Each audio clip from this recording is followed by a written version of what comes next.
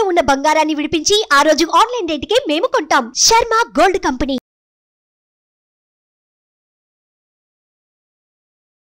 నమస్తే, నేను మీ జాహ్నవి. మనతో ఉన్నారు సూర్యోపాసకులు, vegetable therapist, sun spiritual society founder, health expert Vikramaditya garu. మాట్లాడేద్దాం. నమస్తే గురుజీ. సూర్యోస్మితల్లి. గురుజీ, అయితే ఇప్పుడు వాతావరణంలో మార్పులు మనం చూస్తున్నాం. విపరీతమైన ఎండలు, అదే సమయంలో సడన్ గా చల్లపరిచేస్తున్న వర్షాలు. అసలు వాతావరణంలో ఏం జరుగుతుందో అర్థం కావట్లేదు, ఎలాంటి ఆహార నియమాలు తీసుకోవాలో అర్థం కావట్లేదు. కానీ ప్రస్తుతం మనం చూస్తే ఇంతకు ముందు వీడియోలో ఆల్రెడీ మాట్లాడుకుందాం, అత్యంత భయంకరమైన వాతావరణంతో ప్రాణహాని, ప్రాణ నష్టం జరిగే అవకాశాలు ఉన్నాయి. ముఖ్యంగా పిల్లలకి, గర్భిణీ స్త్రీలకి చాలా జాగ్రత్తలు అవసరం. ప్రతి మనిషి కూడా జాగ్రత్తలు తీసుకోవాలని వింటున్నాం. అయితే అసలు దీనికి గల కారణాలు ఏంటి? ఇక్కడ మనం ఆధ్యాత్మికంగా తీసుకున్నా, ఆరోగ్యపరంగా తీసుకున్నా ఎలాంటి జాగ్రత్తలు తీసుకోవాలి? ధర్మో రక్షతి రక్షితః అంటే ధర్మము ఆచరణ. ఇక్కడ మీరు ఆధ్యాత్మికత అన్నారు. ఆధ్యాత్మికత 100% ఆధ్యాత్మికతే మనిషి అభ్యున్నతికి మార్గం అవుతుంది. ఆధ్యాత్మికత అంటే కేవలం ఏదో గుళ్ళకి వెళ్ళడం, కొబ్బరికాయ కొట్టడం, అట్టిపళ్ళు, ఇది కాదు ఆధ్యాత్మికత. ఆధ్యాత్మికత అంటే ధర్మాన్ని అనుసరించడం. ఆధ్యాత్మికత అంటే మనల్ని నడిపిస్తున్నటువంటి ఒక శక్తి ఏదో ఉంది, మనకి కంటికి కనిపించని శక్తి ఉంది, అది మనల్ని నడిపిస్తుంది అనే అవగాహనతో, అవేర్నెస్తో జీవితాన్ని సుగమం చేసుకోవటం. రాజులు రాజ్యాలను పరిపాలించేటప్పుడు ధర్మం ఏంటి అంటే యజ్ఞయాగాదుల క్రతువులు నిర్వర్తించేవారు. రాజ్యం సుభిక్షంగా ఉండడానికి అంటే రాజు పరిపాలన ఏం చేయాలి? పథకాలు అవి ఇవి కాదు. ధర్మం ఏంటి అంటే యజ్ఞం చేస్తే వర్షం పడుతుంది, వర్షం పడితే పంటలు పండుతాయి, పంటలు పండితే దేశం సుభిక్షంగా ఉంటుంది. ఇప్పుడున్నటువంటి పరిస్థితులలో ధర్మాచరణ ఎవరు చేస్తున్నారు? రాజకీయంగా నేను రాజకీయాల్లో పోటీ చేస్తున్నాను, నేను ఒక 10 కోట్లు ఖర్చు పెట్టాను, నేను ఆ 10కి ఇంకో 10 కోట్లు ఎలా సంపాదించాలి? ధర్మాచరణ ఎవ్వరూ చేయట్లేదు. ఇప్పుడు చేస్తున్నారమ్మా, ఒకే ఒక్క వ్యక్తి చేస్తున్నాడు ధర్మం మీద. ఎవరా వ్యక్తి? మోదీ గారు. అయోధ్యలో రామమందిర నిర్మాణం దగ్గర నుంచి కాశీలో కారిడార్ అంటే ధర్మం. అది ఫస్ట్. ఎవరైనా సరే అధికారంలో ఉన్నవాళ్ళు, రాజు అనుకుందాం, అప్పట్లో రాజులు, చక్రవర్తులు, వీళ్ళు ఎప్పుడూ కూడా నిరంతరం వాళ్ళ ఆస్థానంలో పండితులు, పామరులతో ఇవన్నీ రెగ్యులర్గా జరుగుతూ ఉండేవి, క్రతువులు జరుగుతూ ఉండేవి. యజ్ఞయాగాదులు, యజ్ఞం చేస్తేనే యజ్ఞోవై విష్ణువు అంటే నువ్వు యజ్ఞం చేసి హవిస్సిస్తే అది పైకి వెళ్ళి ఆహారంగా, వర్షంగా కిందకు వచ్చి ఆహారంగా తయారవుతుంది. యజ్ఞయాగాదులు ఎక్కడ జరుగుతున్నాయి? ఎక్కడ జరుగుతున్నాయి, ఎలా జరుగుతున్నాయి అంటే ఏదో డాంబికం కోసం నేను ఈ యజ్ఞం చేశాను, ఈ యాగం చేశాను అని ఏదో ఆడంబరంగా చేయడం తప్ప భక్తి శ్రద్ధలతో ఎవరు చేయట్లేదు. ఇంకొకటి, ఇది చేస్తే ఏదో కలిసి వస్తుంది కాబట్టి చేస్తున్నాం. ఇంకా అవైదికమైనటువంటి విధి విధానాలను అవలంబిస్తూ చేయకూడని పనులు చాలా చేస్తున్నారు. వీటి వల్ల ప్రకృతి పాడై మనకి ఇప్పుడున్నటువంటి ఎన్విరాన్మెంట్లో ఈ చేంజెస్ని చూస్తున్నాం. అంటే మీరు అడిగారు ఇప్పుడే ఎందుకు ఇంత దారుణంగా ఉంది. ప్రతి 11.5-12 సంవత్సరాలకు ఒకసారి సూర్యుడిలో మార్పులు జరుగుతూ ఉంటాయి. ప్రకృతిలో ప్రతి 11.5-12 సంవత్సరాలకు ఒకసారి ప్రకృతిలో సూర్యుడిలో మార్పులు మన మీద ప్రభావాన్ని చూపిస్తాయి. అంటే ఎలాంటి మార్పులు జరుగుతాయి? మంచి మార్పులా, చెడు మార్పులా? ఇప్పుడు మనం మంచిగా ఉన్నప్పుడు మనకు అంతా మంచి జరుగుతుంది. ప్రకృతిని పాడు చేస్తున్నాం. ప్రకృతి అంటే ఎక్కడుంది? మన చుట్టూ ప్రకృతి ఉంది. ప్రకృతిలో ఏదైతే ఉందో, ఏదైతే బయట ఉందో అదే లోపల ఉంది. మీ నేచర్ అంటాం అంటే మీ ప్రకృతి ఏంటి? మన తత్వం. మీ తత్వం అది బయట ప్రకృతి, మన కంటికి కనిపించే ప్రకృతి. ఇవి రెండు బాగున్నప్పుడు ఆ మనిషి చాలా హ్యాపీగా, ఆరోగ్యంగా, ఆనందంగా ఉంటాడు. ఇవి ఎవరు అంటే మనకి అంటే 84 లక్షల జీవరాశుల్లోనూ మనకి కంటికి కనిపించే వాటికి ఈ భయం ఇవి ఏమి ఉండవు. అవి ప్రకృతి అనుసంధానంగా జీవించేస్తూ ఉంటాయి. వాటికి ఇవి అంటే ఎవడైనా వచ్చి చంపుతున్నాడు అన్న భయం తప్ప ప్రకృతి విషయంలో ఎక్కడ భయపడవు. వాటికి ముందు తెలుస్తుంది, ఒకవేళ ఇక్కడ ఏదైనా జరుగుతుంది అన్నప్పుడు అవి అక్కడ నుంచి ముందే వెళ్ళిపోతాయి. అంటే అవి గ్రహించగలుగుతున్నాయి. మనం ప్రకృతికి విడివడి ప్రకృతికి విరుద్ధంగా బతుకుతున్నాం కాబట్టి ప్రకృతి నుంచి వచ్చే ఆ సిగ్నల్స్ని మనం క్యాచ్ చేయలేకపోతున్నాం. ఈ మార్పులు మనకి ఒక రకంగా చెప్పాలంటే ఇప్పుడు చాలా భయాందోళనకు గురి చేస్తుంది. మీరు అడిగిన ఫస్ట్ ప్రశ్న, విపరీతమైనటువంటి ఎండలు కారణంగా ప్రెగ్నెన్సీ లేడీస్ కానీ లేకపోతే పిల్లలు వీళ్ళందరూ ఇబ్బంది పడిపోవడానికి ప్రధానమైనటువంటి కారణం సూర్యుడిలో జరుగుతున్నటువంటి ప్రధానమైనటువంటి కారణం. అంటే ఒక 12 ఏళ్ల క్రితం అంటే 2012 ఆ ప్రాంతంలో 2011-12 ఆ ప్రాంతంలో కూడా ఒకంత ఎండలు ఎంత ఎక్కువగా ఉండేవి. మనకి నాసా అనౌన్స్ చేసింది 2025లో సూర్యుడి నుంచి ఒక స్ట్రోమ్ రాబోతుంది, అది కూడా చాలా ప్రమాదకరమైంది. దానికి ఇది సంకేతంగా మనం తీసుకోవచ్చు ఈ 2024ని. ఇది ప్రకృతిలో వస్తున్నటువంటి వైపరీత్యానికి ప్రధానమైనటువంటి కారణం మనం ప్రకృతిని పాడు చేయడమే. విపరీతమైనటువంటి ఎండలు ఎంతున్నా మనకి చెట్లు ఉన్నాయనుకోండి, ఈ ఎండ తీవ్రత మనకు అంత పెద్దగా ఇబ్బంది పెట్టదు. ఎక్కడికక్కడ ఎడారులు చెట్లను కొట్టేసుకుంటూ వెళ్ళిపోతూ ఉండడం వల్ల ప్రకృతి సమతుల్యాన్ని బ్యాలెన్స్ చేయలేకపోతుంది. అయితే ముఖ్యంగా సముద్ర తీర ప్రాంతాలకు ఎక్కువ నష్టము. తెలంగాణ పెద్ద అంత ఇబ్బందులు లేదు. 100% తెలంగాణకి ఎలాంటి ఇబ్బంది లేదు అని, అంటే సముద్ర తీర ప్రాంతం వాళ్ళకి ఆ హ్యూమిడిటీ ఎక్కువ ఉండడం వల్ల ఉష్ణం ఎక్కువ ఉంది, ప్లస్ అక్కడ గాలిలో తేమ మనల్ని ఇబ్బంది పెట్టే అవకాశం ఎక్కువ ఉంది కాబట్టి వాళ్ళకి ప్రమాద ఆంధ్రాలో ఎక్కువ.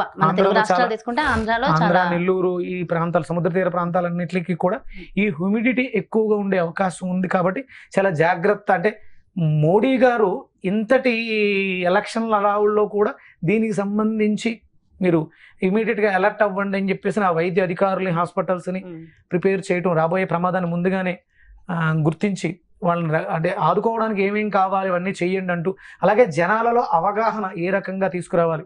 అంటే ఇప్పుడు ఎండలోంచి ఇంటికి వచ్చిన వెంటనే ఈ తాపాన్ని తట్టుకోలేక ఇమీడియట్ గా చల్లటి నీళ్లు తాగడం వల్ల కొలాప్స్ అయ్యే అవకాశం ఉంది. అలాగే మనం ఈ ఎండ తాకిడి తట్టుకోలేక ఖచ్చితంగా తాగేవి చల్లటి నీళ్ళేగా, ఫ్రిడ్జ్ లో పెట్టిన నీళ్లు. వేడి సిచ్యువేషన్స్ ఉంటాయి. ఇప్పుడు మీరు ఏసీ రూమ్ లోంచి బయటకు వెళ్ళడానికి ముందు ఏసీని ఆఫ్ చేసి ఒక 5 నిమిషాల తర్వాత బయటకు వెళ్ళాలి. అప్పుడు టెంపరేచర్ బాడీ బ్యాలెన్స్ చేసుకోవడానికి అవకాశం ఉంటుంది. అంత చల్లదనం నుంచి ఇమీడియట్ గా మీరు ఒకేసారి వేడిలోకి వెళ్తే తట్టుకోలేదు, శరీరం కొలాప్స్ అయిపోయే అవకాశం ఉంటుంది. మన శరీరంలో ఉన్నటువంటి జీవకణం దాన్ని ఏమంటారు కాస్మిక్ ఎనర్జీ డిస్టర్బ్ అయ్యి, అంటే ఎలక్ట్రిక్ సర్క్యూట్ షాక్ ఎలా అయితే కొడుతుందో ఇది కూడా అలా బ్లాస్ట్ అయ్యే అవకాశం ఉంటుంది. మన శరీరంలో ఉండే జీవకణాల సెల్స్ డ్యామేజ్ అయిపోయి ఒక్కొక్క ఆర్గాన్ ఉదిరేయవచ్చు, ఫెయిల్ అయిపోవచ్చు. దాంట్లో మనం ప్రధానంగా తీసుకోవడానికి హార్ట్ అటాక్స్, లేకపోతే లంగ్స్ రెస్పిరేటరీ ఇష్యూస్ రావచ్చు, లేకపోతే డయేరియా, విరోచనాలు, ఇలాంటి కాంప్లికేషన్స్ అన్ని వచ్చే అవకాశం ఎక్కువగా ఉంటుంది. ఇమీడియట్ గా మీరు రియాక్ట్ అయిపోయి, అంటే అప్పుడు ఎక్కడో బయటకు వెళ్ళి వచ్చారు, విపరీతంగా ఎండ అలసట అనిపించింది, ముందు ఫస్ట్ రిలాక్స్ అవ్వాలి, కూర్చోవాలి. ఉన్న టెంపరేచర్ని నార్మల్ టెంపరేచర్కి మెయింటైన్ చేయడానికి నిదానంగా మనం శరీరానికి టైం ఇవ్వాలి. తర్వాత అంటే గోరువెచ్చటి నీళ్లు కానీ, అంటే ఎండలోంచి వచ్చిన వెంటనే చన్నీళ్ళ కన్నా గోరువెచ్చటి నీళ్లు, వేడి నీళ్ళే మీకు ఉపశమనాన్ని ఇస్తాయి. దాహం తీరదు కదా. తీరదు. దాహం తీరాలి అంటే శరీరం తాపాన్ని వ్యక్తం చేస్తుంది తప్ప నీటిని పొయ్యమని కాదు. మీరు చిన్న ఎగ్జాంపుల్ ఏంటంటే కారు విపరీతమైనటువంటి స్పీడ్తో చాలా లాంగ్ జర్నీ చేసి వచ్చిన తర్వాత బ్యానెట్ మీద ఇంజన్ మీద నీళ్ళు వేస్తే ఏంటి పరిస్థితి? సేమ్ అదే పరిస్థితి శరీరం కూడా. అక్కడ ఇంజన్ డ్యామేజ్ అవుతుంది, ఇక్కడ కూడా మన శరీరంలో ఇంజన్ డ్యామేజ్ అవుతుంది. అందుకని ఆ వేడి తగ్గేంత వరకు సమయానికి మీరు వేడి నీళ్ళు వేసినా చన్నీళ్ళు వేసినా డ్యామేజే. అందుకని ముందు ఫస్ట్ రిలాక్స్, ప్రాణాయామం. మనకి ప్రాణం చాలా ఇంపార్టెంట్. గాలే శరీరాన్ని చల్లబరచగలుగుతుంది, నీరు కాదు. ఇమీడియట్గా నీళ్ళు వేస్తే చల్లబడిపోద్దు అనుకుంటే ప్రాణానికి ప్రమాదం. అందుకని ముందు ఫస్ట్ నిదానంగా కూర్చొని శ్వాసని గమనిస్తూ ప్రాణాయామం చేస్తే ఆ గాలి చేసే చల్లదనం ఇంజన్ని చాలా త్వరగా కూల్ చేస్తుంది, నీరు కాదు. అందుకని ప్రాణాయామం చేయండి. మీరు ప్రయాణం చేస్తున్నంతసేపు కూడా ప్రాణాయామం మీదే దృష్టి పెట్టండి. మీ శరీరంలో ఆ కాస్మిక్ ఎనర్జీ బయట కాస్మిక్ ఎనర్జీతో సమ్మిళితం కాగలిగితే మీకు ఎలాంటి ప్రమాదం ఉండదు. అంటే నీటి మీద, జ్యూసెస్ మీద, లిక్విడ్స్ మీద దృష్టి పెట్టి ఎక్కువగా తీసేసుకుంటే శరీరం చాలా ఇబ్బంది పడిపోతూ ఉంటుంది. దాహం వేస్తుంది. దాహానికి కారణాలు చాలా ఉంటాయి. అది నీటి ఒత్తిడి వల్ల, నీటి ఎద్దడి వల్ల దాహం వేస్తుంది. అలాగే లోపల విండ్ పైప్స్, గాలికి సంబంధించి కూడా దాహం వేస్తూ ఉంటుంది. ఇప్పుడు మనం పరిగెట్టినప్పుడు అప్పుడు కూడా దాహం వేస్తుంది. ఇమీడియట్గా నీళ్ళు తాగితే ఏమవుతుంది? గుండె పట్టేస్తుంది. అదెంతో ఇది కూడా అంతే. అప్పుడు ముందు ఫస్ట్ రిలాక్స్ అయ్యి శ్వాసని గతి మార్చి శ్వాసని కంట్రోల్ చేసి అప్పుడు జలాన్ని తీసుకోవడం అనేది శ్రేయస్కరం. ఈ ఎండల్లో చాలా తేలికగా కొండ నీళ్లు మాత్రమే మనకి, అంటే న్యాచురల్ టెంపరేచర్ని మెయింటైన్ చేసి మన శరీరానికి ఆరోగ్యాన్ని ఇస్తాయి. ఫ్రిడ్జ్ వాటర్స్ కానీ, కూల్ డ్రింక్స్ కానీ ఇవేవి కూడా మనకి ప్రమాదాన్ని ఇస్తే తప్ప మంచిని చేకూర్చు. కానీ ముందు ఫస్ట్ శ్వాసతో శరీరాన్ని శాంతపరచండి, టెంపరేచర్ గాలితో. అలా అని చెప్పేసి చల్లగా వేడిగా బయట వచ్చి ఒకేసారి చల్లగా ఏసీ రూమ్లోకి వెళ్ళిపోకూడదు. ముందు దాన్ని బ్యాలెన్స్ చేసి అప్పుడు ఏసీ రూమ్లోకి వెళ్ళి టెంపరేచర్ని బ్యాలెన్స్ చేసుకోవాలి. అతి సర్వత్రా వర్జ్యత, ఏదైనా సరే అది శరీరానికి తాపం వచ్చినా లోపల ఇన్నర్గా తాపం వచ్చినా సరే ఇబ్బంది. మనం ముఖ్యంగా ఇక్కడి నుంచి అయినా గుర్తుపెట్టుకోవాల్సింది, తాపాన్ని తగ్గించడానికి చెట్లు మాత్రం పెంచడం అనేది చాలా శ్రేయస్కరం.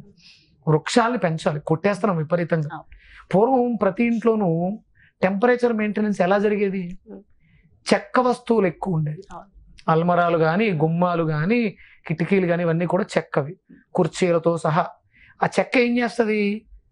టెంపరేచర్ని అబ్జార్బ్ చేసుకుంటుంది. ఐరన్ ఏం చేస్తుంది? రిఫ్లెక్ట్ ఇస్తుంది. మనం ఐరన్ జంగిల్లోకి వచ్చేసాం. పూర్వం అన్నీ కూడా మట్టితో మెత్తినటువంటి ఇళ్ళు, ఇటుకలు మందంగా ఉంటాయి. ఇంచుమించు 14 అంగుళాల గోడలు, చాలా పెద్ద పెద్ద గోడలు. అంటే బయట నుంచి టెంపరేచర్ ఏది కూడా అంత త్వరగా గదిలోకి వచ్చి ఉష్ణం పెంచే విధంగా ఉండేవి కాదు. అంటే ఎండైనా అటు చలి అయినా ఏదైనా సరే, అంటే అప్పట్లో అంత మందంగా ఉండేవి. ఇప్పుడు 4 అంగుళాల ఇటుకలు గోడలు, లేదా ఇప్పుడు సిమెంట్ బ్రిస్క్ వేయవచ్చు 9 అంగుళాలు ఎంతో, వాటితో కట్టేసి ఇవన్నీ కూడా టెంపరేచర్ని ఇంకా పెంచేవి తప్ప తగ్గించేవి కాదు. మళ్ళీ మనం ఆ పూర్వ వైభవానికి రావాలి అంటే, మరి అంటే చెక్క కావాలంటే ఆల్రెడీ కొట్టేస్తున్నాం తప్పు అని చెప్తున్నాం. మరి ఒక చెట్టు తీసిన ప్రాంతంలో 3 చెట్లు పెంచాల్సినటువంటి బాధ్యత ఉంది. మనకి స్వతంత్రం వచ్చే సమయానికి భారతదేశంలో 140 కోట్ల గో సంపద ఉంది. ఇప్పుడు ఎంత ఉంది సంపద? లక్షల్లో ఉందో కూడా మనకు తెలియదు. కానీ మనం ఎంతమంది పెరిగాం? 140 కోట్లు అయ్యాం. అంటే మన దగ్గర ఉండాల్సిన గో సంపద ఎంత? 4,50,00,000 సుమారు ఉండాలి. అంటే ఒక మనిషికి ఒక 3 ఆవులు ఉంటే మనం అందరం బ్యాలెన్స్డ్గా హ్యాపీగా ఉండగలుగుతాం. అంటే ఎందుకు గోవు గురించి మాట్లాడుతున్నాను అంటే, గోవు చుట్టూ ఉండే ఆరా చాలా ఫ్రెష్గా కాస్మిక్ ఎనర్జీతో నిండి ఉంటుంది. ఇంతమందికి ఎన్ని కోట్ల గోవులు ఉన్నప్పుడు ప్రకృతిలో జరిగే వైపరీత్యాలు, అంటే సూర్యుడి నుంచి కొన్ని రకాల కిరణాలు రిలీజ్ అవుతాయి. ఆయన 1000 కిరణాలు, 1000 కిరణాలు. ఆ 1000 కిరణాలలోనూ ప్రత్యేకమైనటువంటి కిరణాలను స్వీకరించే శక్తి కేవలం గోమాతకు ఉంది. కొన్ని రకాలను స్వీకరించే శక్తి మనకుంది, మణిపూరక చక్రానికి ఉంది. కొన్ని రకాలను స్వీకరించడం ద్వారా మొక్క కిరణజన్య సంయోగ క్రియ ద్వారా పత్రహరితం తయారు చేస్తుంది. అంటే ఆయనలో ఒక 400 కిరణాలు యమసర్జన కిరణాలు అంటారు, ఉష్ణ సర్జన కిరణాలు. అంటే ఉష్ణాన్ని పుట్టించి వర్షాన్ని కురిపించేవి ఒక 400 ఇలా ఉంటాయి. వాటిని గుర్తించే స్తోమత కానీ స్థితి కానీ మనకుందా? లేదు.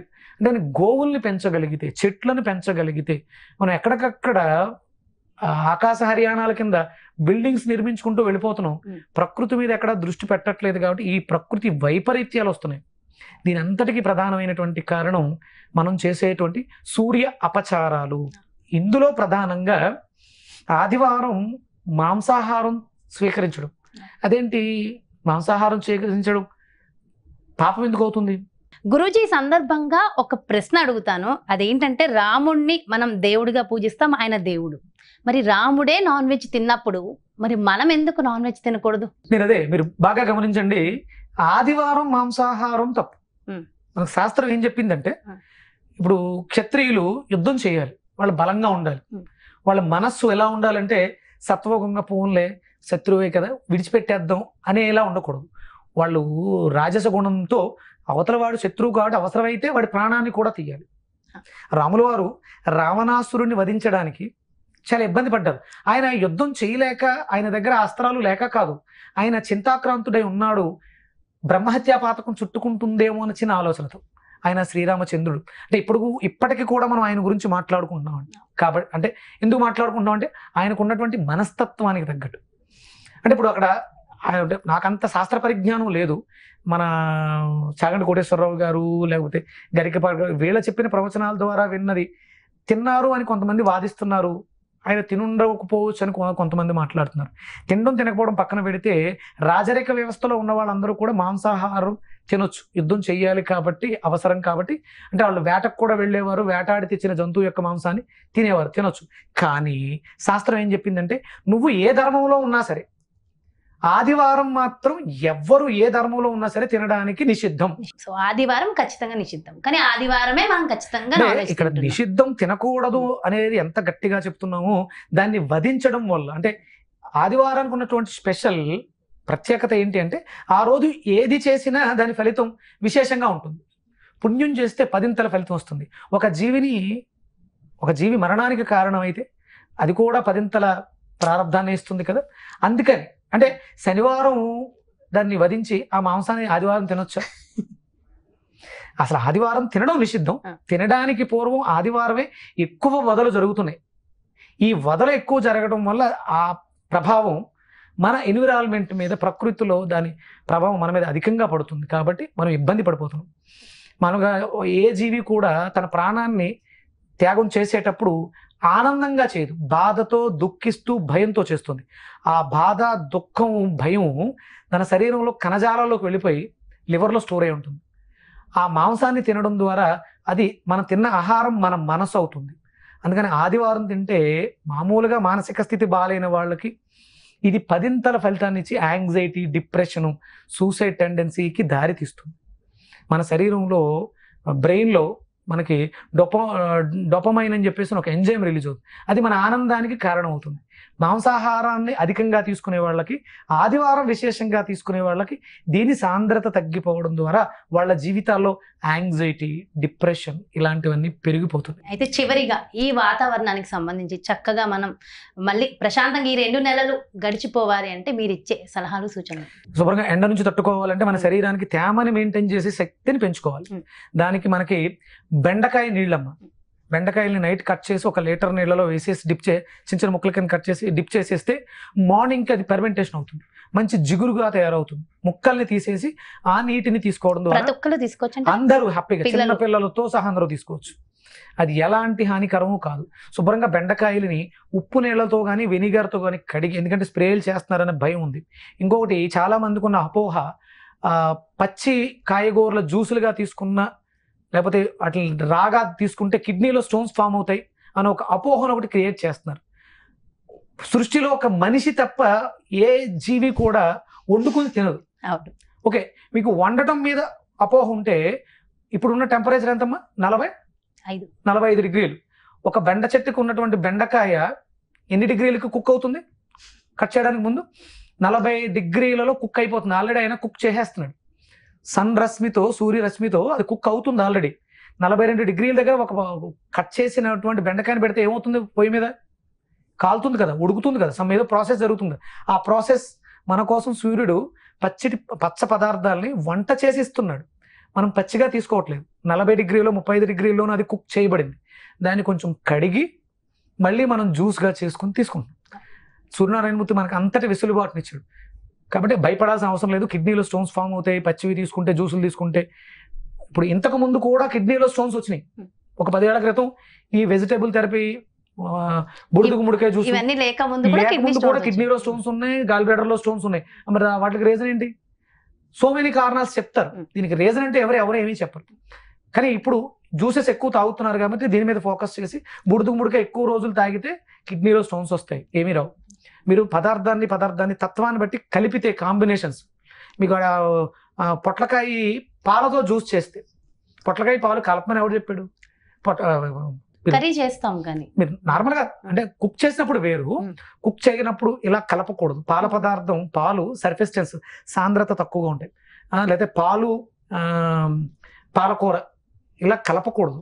ఇది జీవిక మిల్క్ పాలు, ఇదేమో ప్లాంట్ బేస్డ్. ఈ రెండు మిక్స్ చేయకూడదు. ఇలా కాంబినేషన్స్ మిక్స్ చేస్తే ఒకవేళ ఆర్గాన్ డ్యామేజ్ అయ్యి డిస్టర్బ్ అయ్యే అవకాశం ఉంటుంది తప్ప, రాగా తీసుకుంటే బూడిద గుమ్మడికాయ, తమలపాకులు, చిన్న అల్లం ముక్క, కొంచెం మిరియాల పొడి, మజ్జిగతో జ్యూస్ చేసుకుంటే కిడ్నీలో స్టోన్స్ ఫామ్ ఇలాంటివి ఏమి ఉండవు. ఈ సమ్మర్ అంతా కూడా చలవ చేయడానికి బూడిద గుమ్మడికాయ అద్భుతంగా పనిచేస్తుంది. ఇది మనకి ఈ చైత్రమాసం అంతా కూడా, ఈ ఏప్రిల్ మే అంతా కూడా హ్యాపీగా బూడిద గుమ్మడికాయ జ్యూస్ తీసుకోవడం ద్వారా బయటకు వెళ్లే ముందు జ్యూస్ తీసుకుని వెళ్ళండి. వచ్చిన తర్వాత కాసేపు విశ్రాంతి తీసుకుని మజ్జిగతో మళ్ళీ బూడిద గుమ్మడికాయ జ్యూస్ తీసుకోండి. ఉదయం, మధ్యాహ్నం, సాయంత్రం మాటలు బూడిద గుమ్మడికాయ జ్యూస్ తీసుకోకూడదు, విపరీతమైనటువంటి చలవ చేసేస్తుంది. అలాగే నైట్ నానబెట్టినటువంటి బెండకాయ నీళ్లు మన శరీరంలో తేమ తగ్గకుండా ఉండడానికి సహకరిస్తాయి. బెండకాయ నీళ్లు తీసుకోండి. అలాగే మనకి కటోరి, బాదం జిగురు, ఇలాంటివి చాలా రకాలు ఉన్నాయి. సుగంధి పాల వేర్లు, వట్టి వేళ్ళు నీళ్ళలో ఉంచి, ఇవి రెగ్యులర్గా మీరు చలువ చేసే గుణం కలిగినటువంటి లిక్విడ్స్ ఎక్కువగా తీసుకోండి. బయటకు వెళ్ళేటప్పుడు, వచ్చిన తర్వాత కాసేపు ఆగి ప్రాణాయామం చేసిన తర్వాత మీరు శాంతపడిన తర్వాత మాత్రమే నీటిని తీసుకోండి. గర్భిణీ స్త్రీలు చెకప్స్ కని వాటికని వీటికని బయటకు వెళ్తూ ఉంటారు. వచ్చిన వెంటనే వచ్చేటప్పుడు కూడా చాలా జాగ్రత్తగా చూసుకుని కంపల్సరీ కూడా గొడుగు ఉండేలా, ఒక నీడ పట్టున మనం ఉండేలా చాలా జాగ్రత్తగా చూసుకుని తేలికపాటి కాటన్ వస్త్రాలు ధరించడం ద్వారా ఆ ఉష్ణోగ్రతని మన శరీరం అంటే బ్లాక్ వాడకండి, వైట్ ఎక్కువ వేసుకోండి, అది రిఫ్లెక్ట్ చేస్తే మన శరీరం మీద పడకుండా ఉంటాయి. కాబట్టి చాలా జాగ్రత్తగా ఉంటే ఆ సముద్ర పరివాహక ప్రాంతాల్లో ఉన్న వాళ్ళు చాలా హ్యాపీగా ఆరోగ్యంగా ఉండగలుగుతారు. ముఖ్యంగా గర్భిణీ స్త్రీలు, పిల్లలు, ముసలి వాళ్ళనే కాదు, దాదాపుగా అందరూ కూల్ డ్రింక్స్ తాగేస్తున్నారు. కూల్ డ్రింక్స్ మంచివి కాదమ్మా. కొబ్బరి బొండాలు, కొబ్బరి నీళ్లు, మజ్జిగ, అలాగే జావలు, రాగి జావ అని అవి ఎక్కువ ఫెర్మెంటేషన్ అయితే మనకి చాలా హ్యాపీగా ఉంటాయి. ఎక్కువసేపు నిల్వ అంటే మార్నింగ్ కాసిన జావ మధ్యాహ్నం తీసుకుంటే దాంట్లో ఆ ఈస్ట్ మనకి దాని ఏమంటారు మల్టీవిటమిన్స్ కూడా అందులో తయారవుతాయి. మధ్యాహ్నం తీసుకోవాలి, మార్నింగ్ చేసింది అంటే 2-3 గంటల గ్యాప్ ఉంటే దాంట్లో చలవ చేసి గుణాలు మారుతాయి, దాని తత్వం మారుతుంది. ఇలాంటి జాగ్రత్తలు ఖచ్చితంగా. అలాగే ఉల్లిపాయని, పచ్చి ఉల్లిపాయ మీద నిమ్మకాయ పిండుకుని మిరియాలు పొడి వేసుకుని తీసుకోవడం ద్వారా కూడా ఈ రాబోయే ఉష్ణోగ్రతల నుంచి. ఆంధ్రప్రదేశ్లో నాకు తెలిసి సింధూరం అని దొరుకుతుంది, స్టోన్. సింధూరాన్ని బాగా అరగదీస్తారు. ఒక స్టోన్ ని మెత్తగా అరగదీస్తే చూర్ణం వస్తుంది.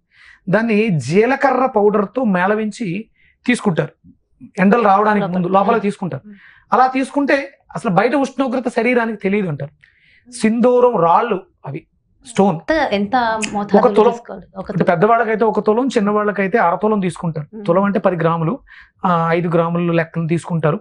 అది అనుభవం ఉన్న వాళ్ళు మాత్రమే. మనకి ఇక్కడ తెలంగాణ దొరకదు, ఊర్లలో ఓల్డ్ షాప్స్ వాళ్ళ దగ్గర దొరుకుతుంది. మళ్ళీ ఎవరంటే వాళ్ళు చెప్పారు కదా అని తాగేసి మళ్ళీ సైడ్ ఎఫెక్ట్స్ దగ్గర ఉన్నటువంటి ఆయుర్వేద నిపుణులు ఉంటారు, వాళ్ళకి తెలుస్తుంది ఈ సుందరం అంటే ఏంటో, దాన్ని ఎలా ప్రాసన చేయాలి. మెత్తగా చూర్ణం చేయాలమ్మా, చాలా మెత్తగా స్టోన్తో రాయితో మెత్తగా చూర్ణం చేసి దాంట్లో కొంచెం జీలకర్ర పొడి వేస్తారు. 1 తులానికి 1 తులం జీలకర్ర పొడి మిక్స్ చేసుకుని తాగడం ద్వారా ఈ వేడి నుంచి రక్షించడానికి. అంటే నాకు ఊర్లో మా అమ్మగారు, మా నాన్నగారు కూడా ప్రతి సంవత్సరం కంపల్సరీ సమ్మర్ కి ముందు తీసుకుంటారు. తెలియదు, ఈ ఉష్ణం యొక్క ప్రభావం మన మీద ఉండదు. సీజన్ రావడానికి ముందే 1-2 సార్లు తీసేసుకుంటారు, 2 తులాల దాకా తీసుకుంటారు.